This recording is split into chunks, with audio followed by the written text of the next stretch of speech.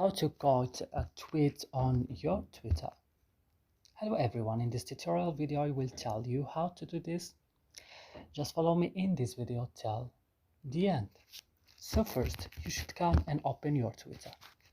Then you have to come directly to your profile right here and come directly to your settings and privacy.